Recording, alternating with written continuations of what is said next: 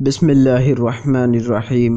السلام علیکم ہمارے چینل کے پیارے دوستوں، میرے بھائیوں، میری بہنوں، بعض اوقات ایسے واقعات سامنے آتے ہیں کہ انسانی عقل دنگ رہ جاتی ہے۔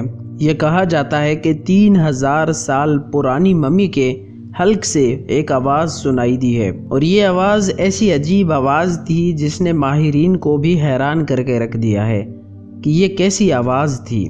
دوستوں، یہ معاملہ کیا ہے اور کہاں پیش آیا، اس بارے میں آج کی ویڈیو میں ہم آپ کو تفصیلی بات بتائیں گے، اور آپ کو یہ بھی بتائیں گے کہ فرعون کی ممی پر کام کرنے والا غیر مسلم ڈاکٹر کس طرح قرآنی تعلیمات سے متاثر ہوا، اور یہ قرآن پاک کی کن آیات سے متاثر ہو کر اسلام لانے پر مجبور ہوا۔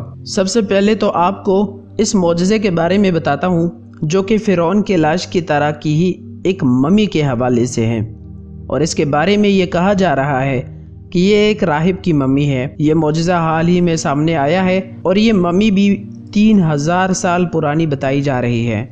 سائنسدانوں کے مطابق انہوں نے اس 3000 سال پرانی مصری راہب کی موت کے بعد دوبارہ زندہ ہونے کی خواہش کچھ حد تک پوری کر دی ہے۔ یہ تب ممکن ہوا جب انہوں نے اس کے حنود شدہ لاش یا ممی میں موجود آواز کی نالی کی ایک مصنوعی شکل تیار کی، اور اس سے پیدا ہونے والی آواز کی ایک نقل تیار کی۔ نسیمن کے بولنے سے حرف علت جیسی آوازیں سنی گئی، جیسے ایک بھیڑ میں آتا ہے۔ خیال ہے کہ اس مصری راہب نے 11ویں رامزیز نامی فرعون کے دور میں زندگی گزاری ہوگی۔ 1099 سے 1069 قبل مسیح کے دوران یہ دور سیاسی اعتبار سے غیر مستحکم تھا۔ ماہرین آثار قدیمہ کے مطابق تھیٹس میں ایک راہب ہوتے ہوئے نسیمن کے لیے اپنے رسمی فرائض سر انجام دینے کے لیے ایک طاقتور آواز درکار ہوگی۔ ان کے فرائض میں گانا بھی شامل تھا۔ کہتے ہیں کہ جب نسیمن کی موت ہوئی تو ان کی آواز خاموش پڑ گئی، لیکن اب 3000 سال بعد محققین کے ایک گروہ نے ان کی آواز کو دوبارہ زندہ کر دیا ہے۔ ایسا کرنے کے لیے انہوں نے نسیمن کو آواز کو مصنوعی طور پر پیدا کر دیا، جس میں ان کی آواز یا سانس کی نالی کو ایک 3D پرنٹر سے دوبارہ بنائی گئی۔ سائنسدانوں نے اس مصنوعی نالی کے طول و عرض بالکل نسیمن کی اعضاء جیسے بنایا اور اس آواز کو مصنوعی طور پر پیدا کیا، اور خیال ہے کہ اس سے پیدا ہونے والی آواز نسیمن کی آواز جیسی تھی، جس نے محض حرف علت کی صدا سنائی گئی۔ ماہرین کی جانب سے یہ کہا جا رہا ہے کہ اپنی نوعیت کا یہ پہلا ایسا تجربہ ہے جس میں ایک مردہ انسان کی آواز کو مصنوعی طریقوں سے دوبارہ پیدا کیا گیا ہے۔ محققین یہ امید رکھتے ہیں کہ مستقبل میں کمپیوٹر اور ٹیکنالوجی کی مدد سے وہ نسیمن کی آواز سے پورے جملے تشکیل دے سکیں گے، اور یہ تجربہ برطانیہ میں کیا جا رہا ہے۔ آپ کو بتاتے چلے کہ ایک خبر رساں ویب سائٹ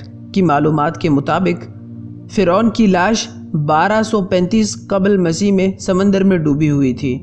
3116 سال سمندر میں پڑے رہنے کے باوجود بغیر گلے سڑے محفوظ ہے۔ یہ واقعہ اس بات کا ثبوت ہے کہ قرآن مجید ایک الہامی کتاب ہے۔ عجائب گھر میں باقی بادشاہوں کی امود کی ہوئی ممیاں موجود ہے، مگر غور طلب بات یہ ہے کہ فرعون کی ممی نہیں ہے۔ فرعون کی واحد ہے جس کی لاش ممی نہیں ہے، اور اس بات کا ذکر قرآن پاک میں بھی ملتا ہے۔ یاد رکھیے گا کہ آج سے 3000 سال قبل جب مصر میں فرعون نے بنی اسرائیل پر ظلم و ستم ڈھائے اور انہیں اپنا غلام بنا لیا، تب حضرت موسیٰ علیہ السلام کو اللہ تعالیٰ نے حکم دیا کہ اب وقت آ گیا ہے کہ تم بنی اسرائیل کو مصر سے نکال کر باپ دادا کی زمین کی طرف لے جاؤ۔ اللہ تعالیٰ کے حکم کے مطابق حضرت موسیٰ علیہ السلام اور ان کے بھائی ہارون علیہ السلام ہزاروں بنی اسرائیلیوں کو لے کر راتوں رات مصر سے نکلے اور کلثم کی شمال کی طرف الجسویس کے شمال میں پہنچ گئے، اور جب فرعون کو یہ خبر ملی تو وہ اپنے بھاری لشکروں کے ساتھ ان کے پیچھے نکلا۔ اللہ تعالیٰ نے حضرت موسیٰ علیہ السلام کو حکم دیا، سورہ شعراء کی آیت 63 میں ہے، جس کا ترجمہ چنانچہ ہم نے موسیٰ کے پاس وحی بھیجی کہ اپنی لاٹھی سمندر پر مارو، بس پھر سمندر پھٹ گیا اور ہر حصہ ایک بڑے پہاڑ کی طرح کھڑا ہو گیا۔ سمندر میں ایک خشک راستہ نکل آیا اور بنی اسرائیل اس پر چلتے ہوئے دوسری طرف بچ نکلے۔ فرعون کے لشکر بھی یہ دیکھ کر ان کے پیچھے چلنے لگا، مگر جیسے ہی تمام لشکر دریا کے درمیان پہنچا، دریا کا پانی آپس میں مل گیا اور تمام لشکر غرق ہو گیا۔ سوائے فرعون کے لاش کے۔ جب فرعون غرق ہونے لگا اور ملائکہ کا عذاب سامنے نظر آنے لگا تو کہنے لگا میں اسی ایک وحدہ لا شریک لہ پر ایمان لاتا ہوں، مگر اللہ کی طرف سے جواب دیا گیا جس کا ترجمہ ہے اب ایمان لاتا ہے، حالانکہ تو پہلے نافرمانی کرتا رہا اور مفسد بنا رہا، تو آج ہم تیرے بدن کو دریا سے نکال لیں گے تاکہ تو پچھلوں کے لیے عبرت ہو، اور بہت سے لوگ ہماری نشانیوں سے بے خبر ہے۔ قرآن نے کہہ دیا کہ فرعون کی لاش عبرت کا نشان بن کر رہے گی۔ قرآن کی تعلیم صحیح ثابت ہوئی۔ فرعون کی یہ لاش 1881 کو بحر احمر سے ملی اور آج مصر کے عجائب خانے میں محفوظ ہے۔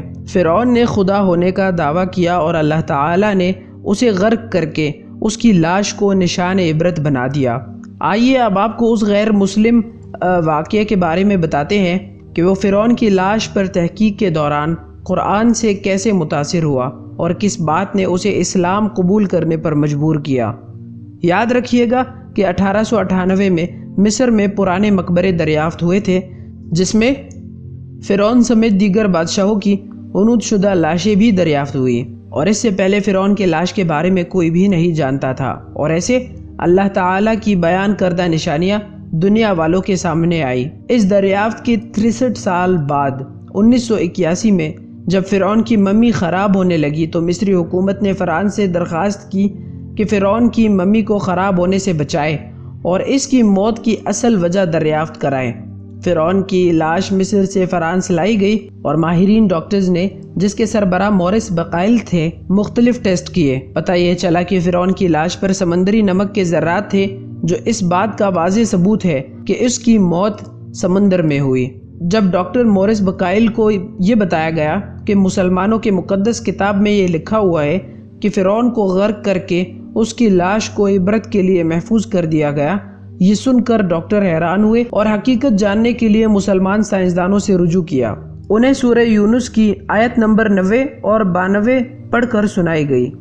ان آیات کو سن کر انہیں بہت حیرت ہوئی کہ قرآن کا نزول فرعون کی موت سے 2000 سال بعد ہوا اور کوئی فرعون کی لاش کے مطابق نہیں جانتا تھا، لیکن قرآن کی یہ پیشن گوئی سچ ثابت ہوئی۔ یہ ڈاکٹر اس بات پر بہت حیران ہوا۔ اس نے لاش پر مزید تحقیق و مطالعہ شروع کر دیا اور آخر اس نتیجے پر پہنچا کہ قرآن جیسی مقدس کتاب حق اور سچ ہے، اور اللہ تعالیٰ کے اس معجزے سے متاثر ہو کر ڈاکٹر مورس اس بات پر مجبور ہوئے کہ وہ اسلام قبول کر لیں، اور کہتے ہیں کہ آخرکار انہوں نے اسلام قبول کر لیا۔ تو میرے بھائیوں، میری بہنوں، یہ ہے اللہ کے قدرت کے کرشمات کہ اللہ تعالیٰ نے کیسے فرعون کو عبرت کا نشان بنایا، اور اس کی لاش آج بھی لوگوں کی عبرت کے لیے سلامت ہے۔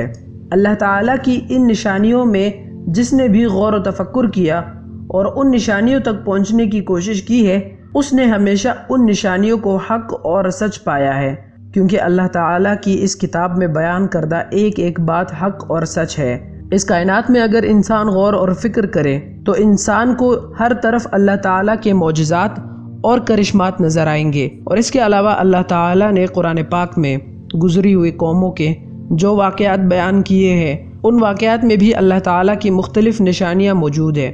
اللہ تعالیٰ سے دعا ہے کہ اللہ ہمیں دین کی سمجھ نصیب فرمائے اور دین کے مطابق زندگی بسر کرنے کی توفیق عطا فرمائے، آمین۔